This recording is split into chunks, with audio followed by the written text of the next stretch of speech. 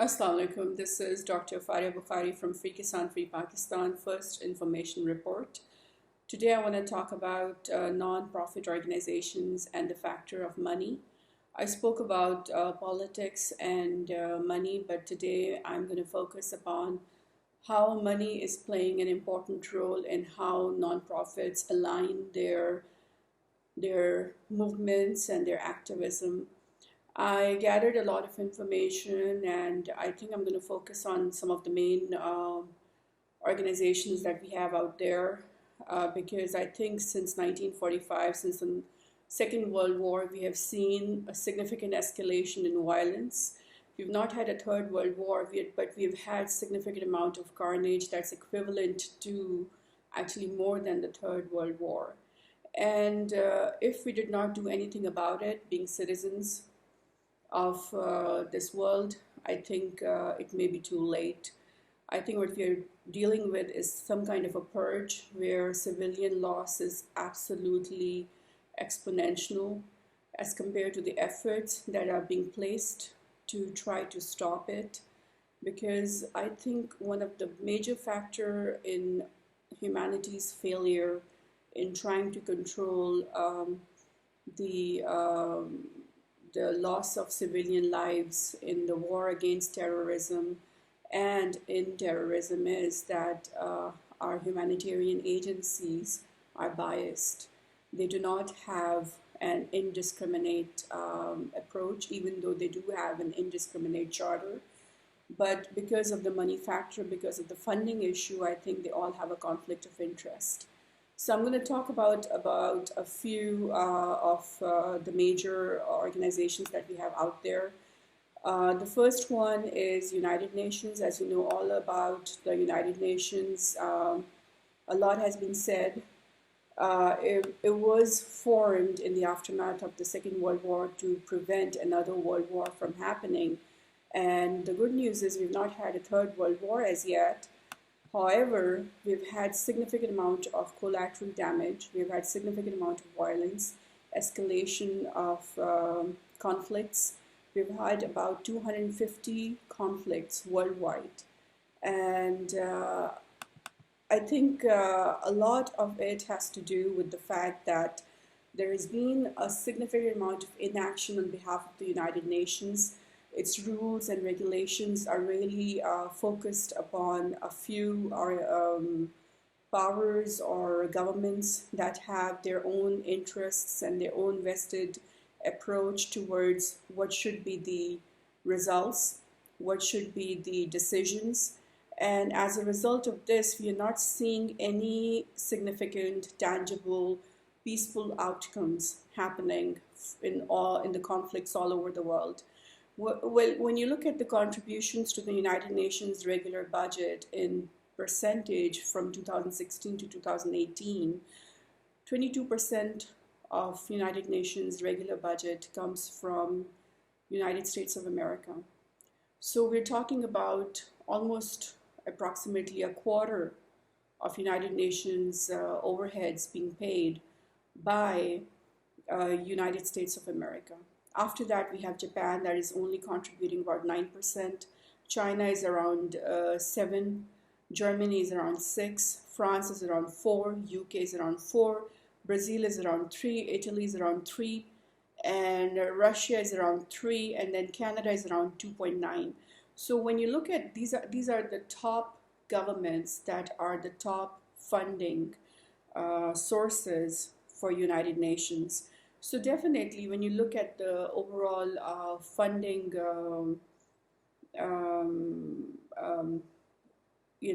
statistics, you will realize that most of the money is coming from United States of America. And we all know that United States of America is a staunch supporter of Israel. And I'll come to why is that. There's a very strong reason behind it. But having said that, that definitely gives you a very strong reason to think that why is it that we still do not have a peaceful resolution for the Palestine and Israel conflict. When we do know what's going on, when we do know who's killing who, and where is it that the infants and the children are being slaughtered? And I'm not anti-Semitic. I believe in Prophet Moses, peace be upon him. I believe in Torah as the book of God, as the book of Allah. So do not think that this is an anti-Semitic speech. I do not believe that Jews are to be killed. No, Jews have the right to coexist with any other religion, including Islam, peacefully. I believe in coexistence, but having said that, I absolutely have grave concerns over how Israel has attacked and slaughtered so many civilians and so many children and infants in the name of war, in the name of defense, when the reality is that you have a 5-year-old, you have a 5-month-old who does not even know what's the meaning of war, and he gets attacked by rockets and by airstrikes of Israel. So this is something that is there. The history has seen the menaces and the atrocities being done by Israel. It has all been written and recorded. However, what are we seeing from United Nations as a consequence? We have hardly seen any action. And I think the most explainable reason is that most of the funding of United Nations is coming from United States of America, that is actually contributing to almost a quarter of United Nations budget. So they have to consider what USA has to say. If USA wants United Nations to make a resolution against Palestinians, United Nations will be forced to do that. So no matter how emotional or how compassionate you feel about everything, you cannot underestimate and undermine the importance of budgeting, the importance of funding, the importance of money in all of this. And the question is, if we are going to allow United Nations to continue to make decisions that actually change the geographies of the world and they actually contribute to peace, we have to have significant reforms. And I'm not talking about just administrative reforms. I'm talking about financial reforms. We need a kind of a consensual cap on the amount of funding that any given country or government can give to United Nations. Because at the end of the day, if one country or one government gives more funds compared to the others, then the results are always going to be skewed. The results are always going to go in favor of that country that is funding most of the money to the organization. We will always see that. So I think it is very important to have like an equal amount of funding from various governments, including Russia, including Canada, including Saudi Arabia, including Iran, including United States of America, including Australia, including Malaysia. I want a lot of other countries who have not contributed as yet to United Nations to come and take over that 22% away from USA, so that we can have an equivalent share of funds towards United Nations that will allow the United Nations to eventually make a decision that is based purely upon humanitarian basis and not based upon the fact that they have to worry about the next paycheck. I hope you understand my point, because this is a very important point, and I'm surprised that this has been ignored for so many years. This point has been abandoned, neglected, ignored for so many years, that all this while, since the 1940s, since the end of the Second World War, we've been relying on an organization, United Nations, to make decisions for us, for Palestine, for Kashmir, for the Rohingyas, for all the oppressed populations of the world, when we know at the end of the day most of the funding comes from just one country, and that one country has very strict foreign policy, and we know what that foreign policy dictates. So we, at the end of the day, should be looking at a fair solution to all these conflicts, if we're going to still rely on United Nations as the organization that is going to give us that solution, we're talking about illegal settlements right now expanding into way deeply into the Palestinian lands illegally. And United Nations does has said, it has passed some resolutions, but they're not strong enough to make a strong impact, to actually have a palpable change. In order to bring about that palpable change, I think we have to take that share of 22% from USA, and we have to distribute it amongst the relatively wealthy countries, governments of the world, so that we have an equivalent share from many governments instead of having a heavy share from one government, because we have seen a lot of destruction in these 70 years. We have seen so much of civilian loss that has been neglected, ignored, abandoned by the United Nations, because they just find it hard to make a decision, because at the end of the day they need to find out who's going to give them their paycheck. At the end of the day, any common person's concerns are, who's going to pay my bills? Who's going to pay my kids' education or my health care? And if they know that one country is willing to take a quarter of that share, they're going to make a decision. I mean, I'm talking about human psychology over here, okay? We do not have heroes. We hardly have heroes in the world today. We have very few heroes today. So stop expecting United Nations to be your savior, to be your messiah, because it's not going to be your messiah. If you want it to be what it should be, that is unbiased, we all have to contribute equally, and we have to make sure that there's a cap, that no country of the world can give or fund United Nations beyond a certain point. Because if they do that, if they overpass that threshold, then they will have that privilege of getting the decisions made in their favor. And we don't want that. We want a very fair judgment. We want a very neutral judgment. We do not have that. We've not had it for 70 years. That's why we still have the Kashmir conflict. That's why we still have the Palestine conflict. That's why Burma is still literally committing a genocide of Rohingyas, who are their minorities, and on the basis of their faith. So we will keep on seeing all these conflicts. They're actually going to get worse if we did not do anything right away. I strongly urge all of you who are listening to this video to work in the direction where we can urge various governments of the world who are member governments of United Nations to contribute, to reform, to change its financial structure, to build significantly palpable reforms so that we can take away that majority share. Right now we have Japan, USA, China overruling Germany, France, UK, Brazil, Italy, Russia, and Canada. I think we can do better than that. I think we have to be very, very honest over here. We have to be very transparent, because at the end of the day, we are talking about little children's lives over here. We have lost millions of people. We have lost millions of simple, non-terrorist, peaceful civilians, lost in the name of terrorism, lost in the name of war against terrorism, lost in the name of drone strikes, lost in the name of occupations. Are you sure we can still lose any more?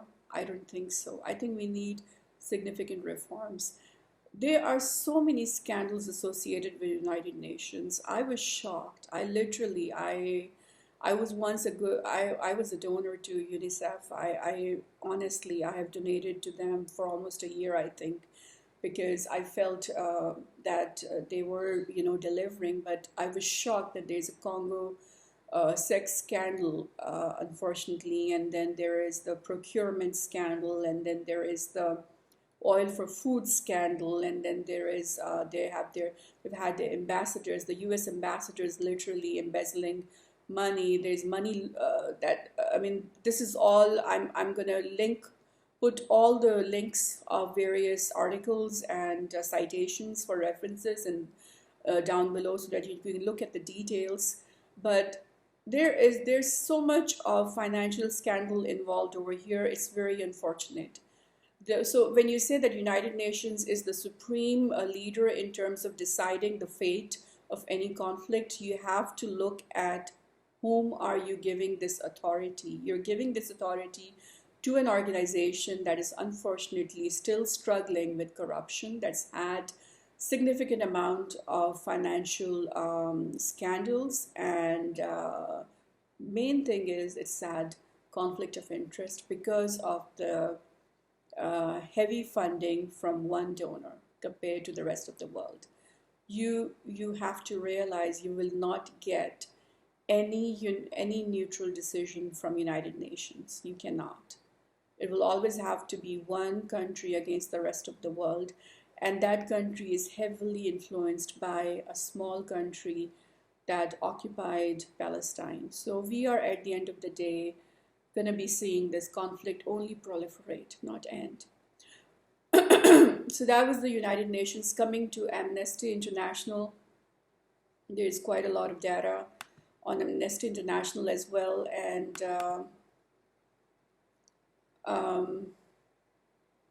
then there is the HRW. Now I'm going to talk about the American Red Cross. There's the Haiti scandal where they only built 6 permanent houses from $430 million. And this was actually disputed by them, but this was also investigated by the Thomas Reuters Foundation, who realized that these allegations were done correctly, and there's definitely a lot of evidence to support this allegation. So this is the American Red Cross. Unfortunately, I always loved American Red Cross. At one point, I even wrote to them that I wanted to volunteer for them, but this was very shocking again that this kind of mismanagement happened in one of the most devastated populations of the world. I mean, this earthquake was really magnanimous, and it caused a lot of havoc. And unfortunately, this was not something that we could expect from an organization of such caliber. And then we talk about the Human Rights Watch. Now, the Human Rights Watch has had allegations of being anti-Israel at one point when they did a fundraiser in Saudi Arabia and raised funds. And then when they got criticized and when Soros withdrew millions of dollars worth of funding from HRW, they went the other way. They started to do pro-Israeli activism, where they said that Palestinians were using their children as shield, which is absolutely irrational. Nobody would use his children as a shield. Nobody does that. Okay, people, even if you were the worst and worst of a human, even if you were like a serial homicidal killer, you would not use your children as a shield. Nobody does that. So this kind of an argument coming from an organization as high as HRW is absolutely appalling, just because Soros withdrew the funds. And then we talk about Amnesty International. On Amnesty International, I was looking up, and apparently they have always said that they never take any funding from the government.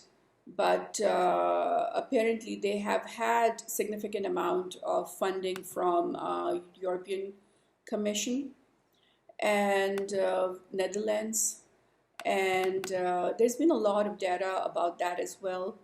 And again, I'm going to post all these articles and the data that I collected as links, and you can go through them and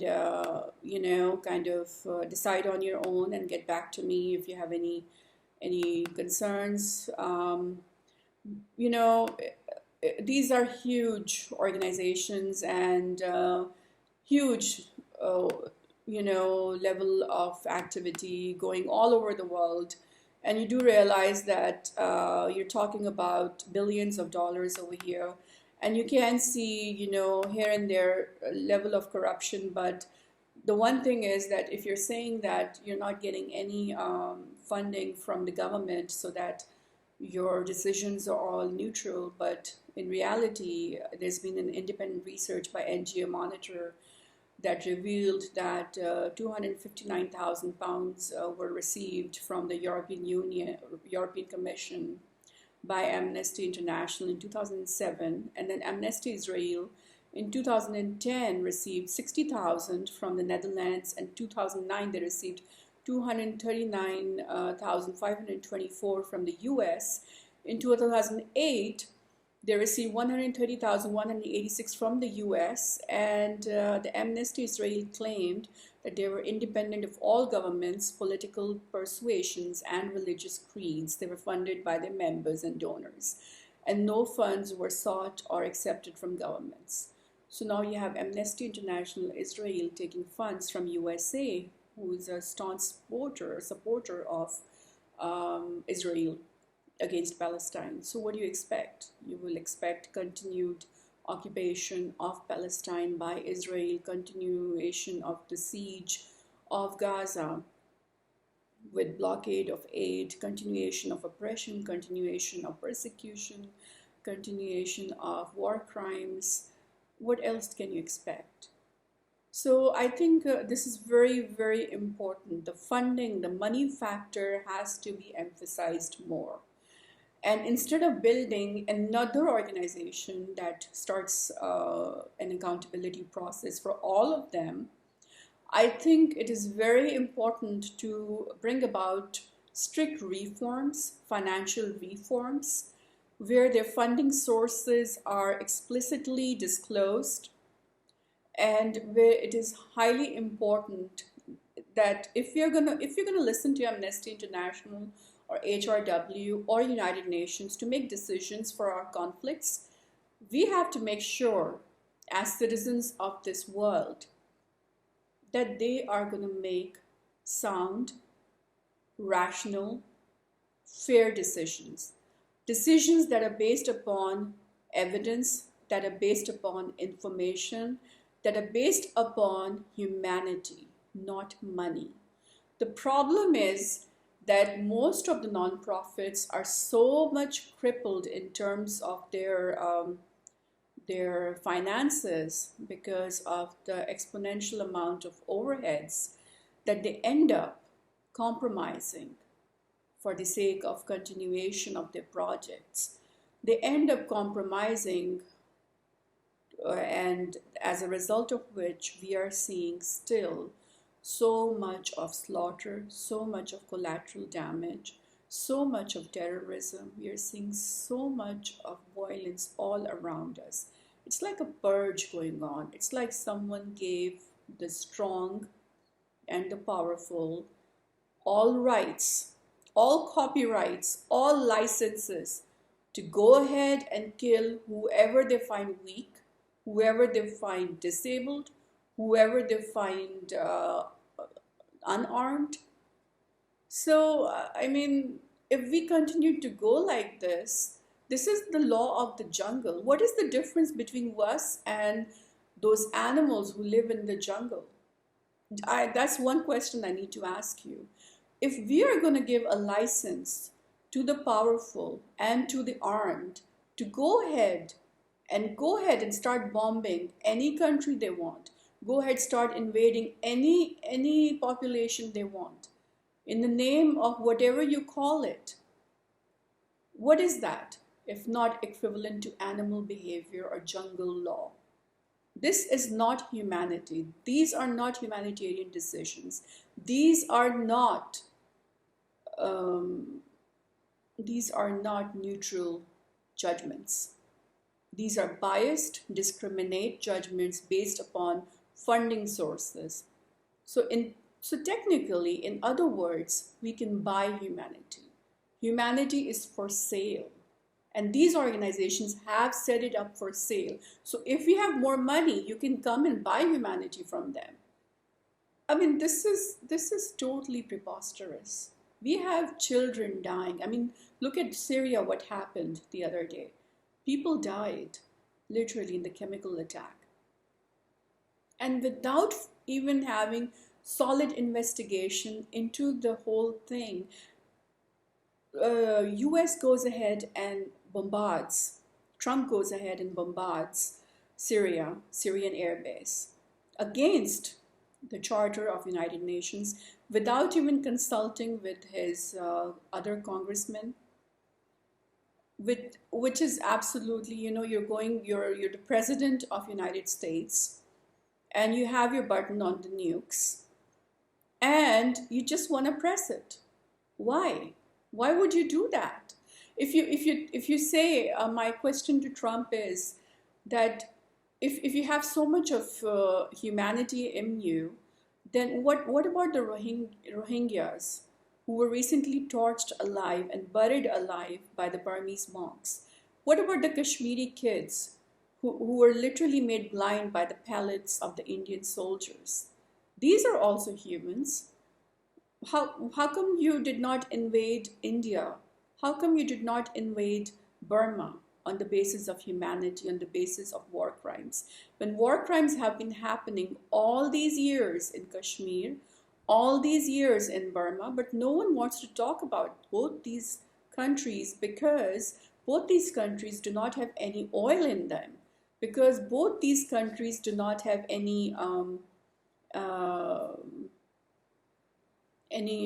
resources that could be plundered. So it is very important that we realize this factor and we change our direction and we make it possible for humanity to survive. If we did not do that today, tomorrow will be too late.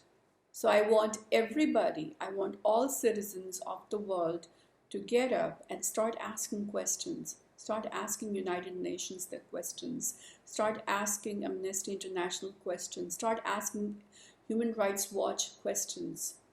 You need to ask all these organizations questions. You need to get up. You need to start protesting not in front of the White House or in front of any parliament. You need to go before the offices of these organizations and you need to start demanding from them accountability. Because if you're going to look up to them to make a decision for us, for our conflicts in Kashmir, in Burma, in Palestine, in Syria, in Yemen, in Iraq, in Afghanistan, in Libya, then we have to make sure that they are fair. And right now, based upon the data we have and the funding sources they have, they are not fair. They are not indiscriminate. They may show that they are, but they're not. And that is why you have seen the carnage just pile up. It's like crazy, one after another. It's one conflict leading to another. Someone has to stand up and ask this question. So I'm standing up and asking this question. And if you want to join me today to ask all these political activists, organizations, this question, then stand up with me or stand up by yourself. Wherever you are, you don't have to be a politician. You don't have to be an activist. You don't have to be a journalist. You don't have to be a bureaucrat. You don't have to be a big guy or, be a somebody. You can be a simple human. All you need is humanity. All you need is your conscience. You don't have to be a Muslim. You don't have to be a Christian. You don't have to be a Jew. You don't have to be a Hindu. All you have to be is a human. To try to ask these organizations what are they doing with the money and who's giving them this money and why aren't they making uniformly fair judgments based upon facts, based upon evidence. Thank you.